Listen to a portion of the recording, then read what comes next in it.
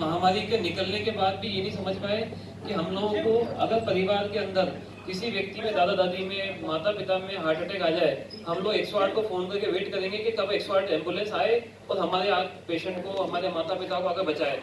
हमें ये पहचानना आना चाहिए कि पेशेंट को कब हार्ट अटैक हुआ है, हम हार्ट अटैक में एम्बुलेंस तक या हॉस्पिटल पहुंचने तक क्या क्या काम कर सकते हैं जिससे उस पेशेंट को बचा सकें। हम लोगों ने यहाँ पे जो डमीज लेके आए, और डमीज आमतौर पे जो पेशेंट, जो आदमी की डमी होती है, जितना छाती दबती है उतना ही छाती में कंप्रेशन होता है। तो ऐसा नहीं कि हम लोग इस पे हैंड्स ऑन प्रैक्टिस आप लोग भी कर सकते हैं। आपका हार्डली 5 से 7 मिनट का टाइम लगेगा, लेकिन इस कंप्रेशन से आप ही सीख पाओगे हम कैसे किसी पेशेंट को बचा सकते हैं। तो प्राइमरी लेवल पर स्टार्ट करते हैं। मान लीजिए आपके पास कोई पेशेंट है जिसको डायबिटिक है, गर्मी में लू लग गई, जमीन पर अनकॉन्शियस हो गया। अब हमें ये पता नहीं कि पेशेंट जिंदा है या मर गया। अब ऐसा तो होता नहीं कि अब मैं एक दिन दिल्ली से आ रहा था, रास्ते के अंदर कोई बंदा समझदार था, उसने एक पेशेंट का एक्सीडेंट हुआ, उसकी आंख खुली हुई, बंदा नशे में, उसने आगे छाती दबाना स्टार्ट कर दिया। तो छाती दबाना नुकसानदायक भी हो सकता है, ऐसा नहीं कि आप किसी जिंदा व्यक्ति को छाती दबाना स्टार्ट कर दो। तो प्राइमरी लेवल पे हम लोग जब पेशेंट को जमीन पे गिरता है, पहले उसको कॉन्शियस लेवल चेक करते हैं।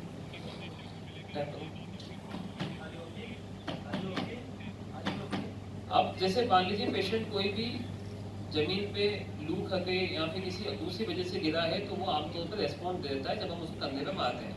अगर पेशेंट ने रेस्पॉन्स नहीं दिया तो हम उस पेशेंट की पल्स चेक करते हैं। पल्स चेक करने के लिए हम 2 फिंगर्स यूज करेंगे अपनी, और 2 फिंगर्स हम लोग, आप लोगों को सीखने के हिसाब से अपने जो पास वाला जो बंदा बैठा है उसके पास में चेक करिए। इसमें चेक करने से कि अपने जो खुद की पल्स को अपन चेक करते हैं तो अपनी खुद की पल्स फील होती है जो अपनी फिंगर्स में होती है। तो हम लोग, हमारे पास जो पेशेंट होता है उसके सबसे पहले, इसको हम कहते हैं एडम्स एप्पल। मैं इधर अपनी फिंगर को लेकर नहीं जाता हूँ, मैं अपनी साइड में हूँ, ये जगह पे चेक करता हूँ। ये मेरे पल्स चेक करी, आपको पास वाले की फील करनी है, सबकी आ रही है ना, तो लेटर। अब अपन ने पल्स चेक करी, तो पल्स चेक करने के बाद में एक आप लोगों की मीडिया में बहुत पहले एक इशू आया था, आपने शायद ध्यान दिया हो। 2007-8 की बात है कि सोनी हॉस्पिटल के अंदर एक पेशेंट को, मुर्दा पेशेंट को वेंटिलेटर पर रखा गया। बहुत तूल में आया था गहलोत साहब के टाइम पे इशू। असल में सर क्या होता है कि जब मैंने आपको इस CPR का तरीका इसलिए बताया, एक सड़क पे एक्सीडेंट हो गया, आपकी टीम वहाँ पहुंची, आपके बंदे ने CPR करा, उसका हार्ट को वापस चालू कर दिया, लेकिन हम लोग थोड़ा लेट हो गए, उसका ब्रेन डेड हो गया। ब्रेन मतलब दिमाग ने काम करना बंद कर दिया, लेकिन हार्ट के अंदर BP है, पल्स है। ऐसे पेशेंट हमने मुन्ना भाई सरकार में, तो मुन्ना भाई MBBS था ना, जिसको डेड पेशेंट कहते हैं। आनंद, वेरी गुड, मेमोरी बहुत अच्छी है आपसे। तो ऐसे पेशेंट को क्या है कि उसका ब्रेन तो डेड हो गया, उसको रेस्पॉन्स नहीं आ रहा, लेकिन उसका हार्ट काम कर रहा है। वो हमारे लिए किसी काम का नहीं है, लेकिन फैमिली मेंबर्स कई बार उसको वेंटिलेटर रखते हैं। तो CPR करने का उपयोग ये है, जब किसी पेशेंट के अंदर हार्ट ने काम करना बंद करा तो ब्रेन में ब्लड सप्लाई बंद हो जाएगी, और ब्लड सप्लाई बंद होने के बाद हमें सिर्फ 3 से 5 मिनट का टाइम मिलता है। हमारे परिवार में, पड़ोस में जब तक एम्बुलेंस बुलाओगे तब तक 3 से 5 मिनट से ऊपर समय लग ही जाएगा। तो हम लोग उस समय पे कंप्रेशन देके जो बॉडी में ब्लड पाँव में है, हाथों में है, उसको ब्रेन तक पंप करना है। ठीक है, हमने पल्स चेक करी, पहला स्टेप था हमारा। इसके बाद हमने पाँव को ऐसे रखा, हाथ सीधे रखे हमने। अब देखिए पोस्चर के अंदर जब भी हम पोजीशन देंगे, स्ट्रेट इस एंगल पे रहना है। अगर हम लोग हल्का सा पीछे रहेंगे या फिर हमारा एल्बो मुड़ेगा तो आप हार्डली 5 मिनट के अंदर थक जाओगे। तो हम जब ऐसे करके पोजीशन लेते हैं तो हमारे पास कमर का हिस्सा काम आता है, इससे हम लंबे समय तक, पेशेंट को एम्बुलेंस नहीं मिल पा रही, डॉक्टर नहीं आ पा रहा, तो हम लोग उसको लंबे समय तक कंप्रेशन दे सकते हैं। चलो, अब इसमें क्या होता है, हम लोग मुंह से गिनती बोलते हैं, 1 2 3 4। बोलने का रीजन ये है कि जब हमने छाती दवाई पुनर्स्थित तक काम दो। गलत कैसे होता है, इस तरीके से करने में क्या है, हमने ना गिनती गिनी, ना हमने उसको कंप्रेशन देखा। आधा छाती दबी, ब्लड जो ब्लड था वो ब्रेन तक पहुंचा नहीं, उससे पहले कीमो चला गया। तो हमें कंप्रेशन देना है और वेट करना है छाती वापस अपनी स्थिति तक आ जाए, वापस छाती दबानी है, वापस अपनी स्थिति तक आ जाए। कोविड से पहले जो अमेरिकन हार्ट एसोसिएशन था उसने बोला था कि आपको 30 बार छाती दबानी है, 2 बार मुंह से सांस देनी है, 30 बार छाती दबानी है। कोविड में हम लोग समझते नहीं कि पड़ोस वाला व्यक्ति जो है उसको कोविड है या नहीं है, मुंह से इन्फेक्शन तो नहीं आ जाए, तो मुंह से मुंह सांस देना कम्प्लीटली बंद है। हम लोग मुंह से मुंह सांस उसी पेशेंट में देते हैं जो हमारे परिवार का सदस्य, माता पिता पत्नी बच्चा, जो भी हमारे परिवार में एक छत के नीचे रहते हैं। हमें उनको कोविड हुआ है, कोई इन्फेक्शन हमें भी होगा, इसलिए हम उनको दे सकते हैं। उसके अलावा हम किसी को भी माउथ टू माउथ रेस्पिरेशन नहीं देते। हमें छाती दबानी है लगातार 30 जब तक हमारे पास एम्बुलेंस या कोई दूसरी सब कोई भी बड़ी डॉक्टर की मतलब कोई डॉक्टर नहीं आया, एम्बुलेंस नहीं, पता हम लोग लगातार छाती दबानी है। इस चीज में कोई कंफ्यूजन आप लोगों को? सर देखो क्या होता है, रेशियो जो होता है 30-2 का होता है। अगर फैमिली मेंबर में कर रहे हो तो 30 बार छाती दबाई, 2 बार माउथ टू माउथ सांस दी, 30-2 लेकिन क्या होता है कि अब कोविड के बाद में बाहर का पेशेंट है, सड़क पे कोई गिरा हुआ है, तो आप लगातार 30 40 50 60 नहीं, गिनती 30 की करनी है। 30 वापस 1 2 3 4 5 6। उसका रीजन ये होता है जो भी एम्बुलेंस वाला आएगा उस समय पे डिफिब्रिलेटर कनेक्ट करना है, कब कनेक्ट करना है, उसको रेशियो पता रहेगा। और आजकल गवर्नमेंट ऑफ इंडिया ने मैंडेटरी कर दिया, जितने भी पहले डॉक्टर्स हैं, नर्सिंग स्टाफ है, सब ट्रेंड है। जो एक्सपर्ट एम्बुलेंस वाला आ रहा है वो भी ट्रेंड है। अगर आप थोड़ा सपोर्ट करोगे उसको तो हो सकता है पेशेंट को रिवाइव कर पाए। और आप लोगों का योगदान इसलिए है कि जब भी कोई क्राइम सीन है सबसे पहले आप ही पहुंचने या पुलिस पहुंचनी है। और कोई क्वेश्चन है किसी को?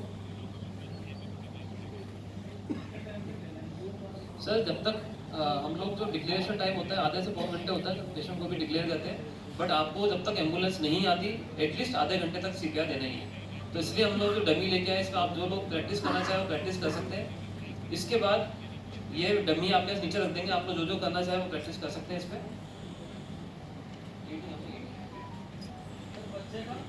बच्चे का मैं बता रहा हूँ, बच्चे को भी नहीं मिल रही है। हमने कंप्रेशन दिया तो कंप्रेशन देने से ब्लड सप्लाई सबसे पहले प्राइमरी ऑर्गन ब्रेन में जाएगी, ना कि बच्चे के पास जाएगी। तो सीपीआर से आपने उस बच्चे की माँ को बचाया, ना कि बच्चे को मराया।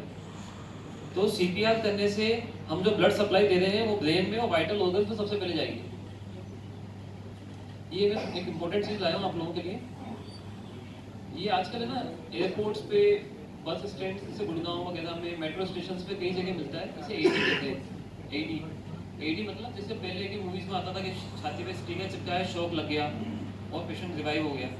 तो ये मशीन आजकल जो है, इस मशीन का उपयोग ये है कि आप ऐसा नहीं कि सीपीआर करना छोड़ दिए, आपने 2 लोग हैं, आप एक व्यक्ति आया कंप्रेशन दे रहा है, दूसरा व्यक्ति फ्री है, उस समय हेल्प मांग रहा है, तो उसने आके इस डिफिब्रिलेटर को कनेक्ट कर दिया। ठीक है,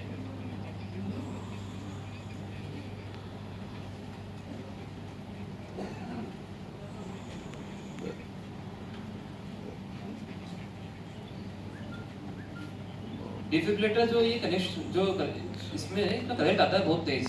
तो ऐसा नहीं कि जब हमने इसको पेशेंट कनेक्ट करा उसके बाद हम हमारा हाथ लगाए खड़े हैं पेशेंट के पास में। इसको कैसे कनेक्ट करते हैं, इसको हमने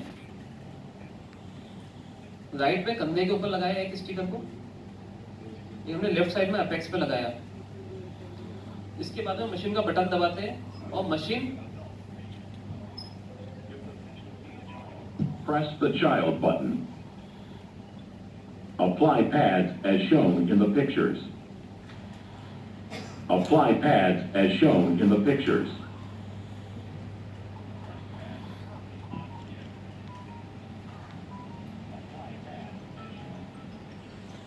जब कंप्रेशन चल रहा होता है उस समय पर हमने पैड लगा दिए और डिटेक्ट करने बटन दबा दिया कि पेशेंट को हार्ट में क्या तकलीफ है, शॉक रिक्वायर्ड होगा तो मशीन शॉक देगी, नहीं तो आप कंप्रेशन लगातार कर सकते हो।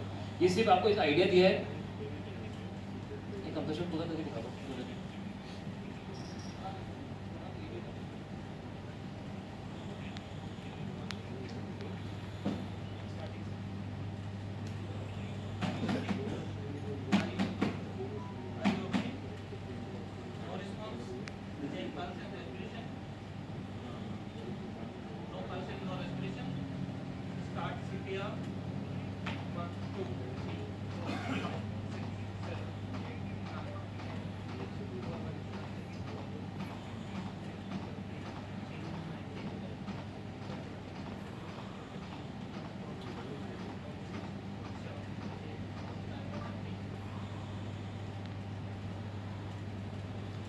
जब अपन फैमिली मेंबर्स को माउथ टू माउथ रेस्पिरेशन देंगे तो पूरा मुंह उस पर कवर करना है, साइड से नाक बंद करनी है, नहीं तो आप मुंह से सांस दोगे नाक से निकल जाएगी। Done done, thank you. एक चेयर लगा दो। Yes sir.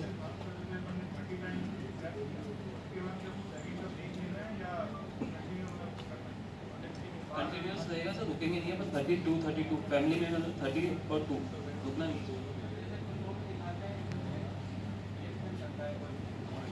शॉक देने के बाद एक पेशेंट था, उसको एम्बुलेंस में शिफ्ट कर रहे थे और शॉक देते समय अटेंडेंट ने उसके एम्बुलेंस की स्ट्रेचर को पकड़ लिया। तो ये जो जूल होता है ना, मतलब एक एग्जांपल देखो, माइक टाइसन जब बॉक्सिंग करता था ना, उसका एक पंच 50 जूल का पड़ता था। इसके अंदर ये मशीन 350 जूल का शॉक दे दी है। तो आप सोच सकते हो जो बंदा पास में खड़ा हो कितने दूर जाके गिरेगा, तो पता पड़ा जो पेशेंट का अटेंडेंट था वो दूर जाके गिर गया।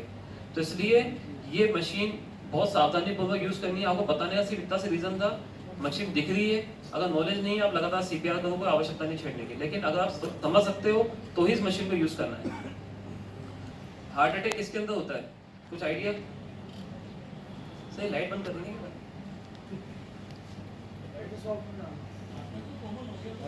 मतलब आपके कहने का मतलब है कि बच्चा 5 साल का तो हार्ट अटैक हो सकता है उसमें जी? सर देखो ऐसा होता है, हार्ट अटैक जो है ना ये बड़ी टर्म है। हार्ट अटैक एक बेसिकली हार्ट में 3 नसें हैं, उन तीनों नसों के अंदर रुकावट हुई, हमने कंप्रेशन दिया और हमने हार्ट को रिवाइव कर लिया। बच्चों के अंदर हार्ट अटैक नहीं होता, कार्डियक अरेस्ट होता है। कार्डियक अरेस्ट किस वजह से होता है? हाँ, अब आप कॉमन सी गांव की बात देखो, आप में से कई लोग छोटे गांव की रिपोर्टिंग करे होंगे। छोटी जगहों पे क्या होता है, बच्चा टंकी में कूद गया, कुएं में गिर गया, तो हम लोग क्या होगा, बच्चे को उठा के माता जी लेके आ गई। यहाँ बच्चे ने बहुत इंपॉर्टेंट चीज इंडिया में आती होती है, सिक्का निकल गया। सिक्का निकलने के बाद बच्चे के मुंह में गले में अटक गया और सांस नहीं आई। सांस नहीं आने की वजह से हार्ट ने काम करना बंद कर दिया। तो मैं आपको छोटा सा एक प्रैक्टिकल दिखा। बिल्कुल बिल्कुल सर, जो दूध पिलाते समय आता है वो कम अमाउंट पे मिल्क होता है, तो वो आपने डका दिलाई वो सब सही हो जाएगा, लेकिन सिक्का निकलने पे वो 100% कार्डियक अरेस्ट में कन्वर्ट करेगा।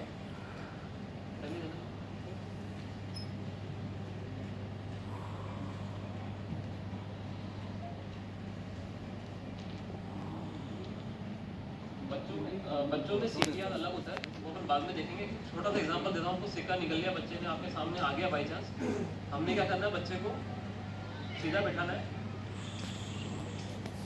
बैठाया बच्चे को, एक पाँव इस साइड एक पाँव इधर, हमने पीछे इसके लिया 1 2 3 4 5। हमें कभी बच्चे के अंदर मुंह में उंगली डाल के सिक्का नहीं निकालना, क्योंकि वो ज़्यादा अंदर ऑब्स्ट्रक्शन पैदा कर सकता है।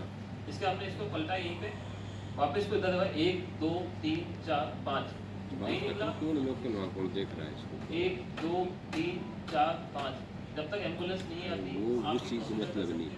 यहाँ पे बच्चा अनकॉन्शियस हो जाए, मैं बेहोश हो ऐसे जाए, कहता है तो बच्चों हमें सीपीआर से कन्वर्ट करना है। बच्चे का सीपीआर कैसे होता है वो बता देते हैं आपको।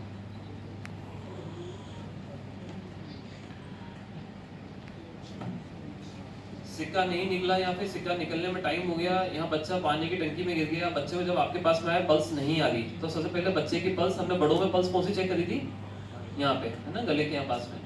बच्चे में हम कौन चेक करेंगे, ब्रेकियल, ये अपनी कोहनी जो होती है इसके पास में।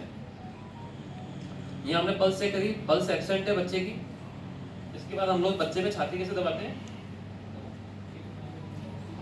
बच्चे के अंदर पूरा हाथ नहीं लगाते, बहुत पतली रिब्स होती है, टूट जाएंगी, इसलिए हमने 2 फिंगर से 1 2 3 4 5 हुए 30 बार सांस देना, 2 बार 30 बार कंप्रेशन देना, 2 बार सांस देना।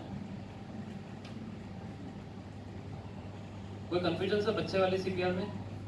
सर प्रेशर कितना रखना है? सर प्रेशर बच्चे के अंदर जब आप दबाओगे तो एक आमतौर पर 1/3 कंप्रेशन होना चाहिए।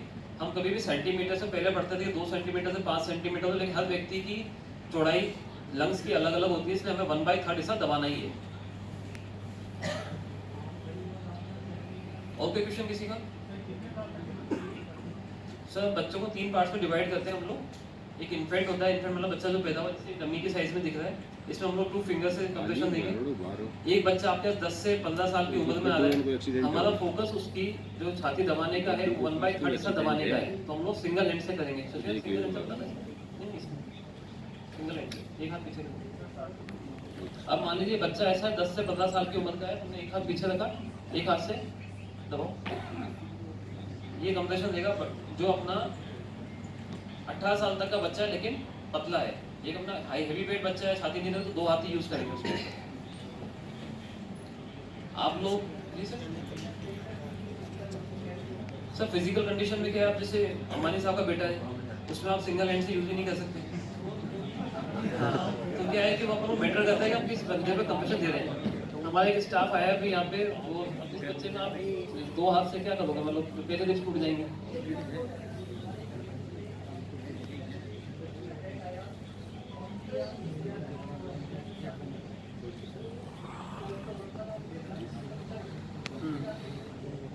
सर देखो ऐसा होता है कोविड के अंदर अपने जो लंग्स थे उनमें फाइब्रोसिस होता था, फाइब्रोसिस यानी स्टिफनेस आई थी लंग्स के अंदर। अभी जो अपने पेशेंट्स हैं, अगर किसी को सीओपीडी मतलब सांस की तकलीफ नहीं है तो फाइब्रोसिस नहीं होता आमतौर पे। दूसरी बात, हमारे को सीपीआर करना इसलिए इम्पोर्टेंट है, अगर मैंने आपको एक जगह बताई छाती दबाने की है ना, एक बार डमी सीधी करना, हाथ स्टर्नम बताओ। आप में से कितने लोग मानते हैं कि छाती दबाते समय अपना हाथ लेफ्ट में होना चाहिए, राइट में होना चाहिए? लेफ्ट में कितने लोग मानते हैं होना चाहिए अपना हाथ लेफ्ट में? कितने लोग बोले लेफ्ट में और कितने बोले राइट में? एक्सीडेंट है, सब लेफ्ट में दबा दें छाती को। एक्सीडेंट हुआ है। सब ना, जो हार्ट होता है ना, ये बिल्कुल बीच वाले पार्ट में होता है स्टर्नम पे। तो अगर हम लेफ्ट में दबाओगे छाती को, रिब फ्रैक्चर होगी और लंग्स पंचर होगा।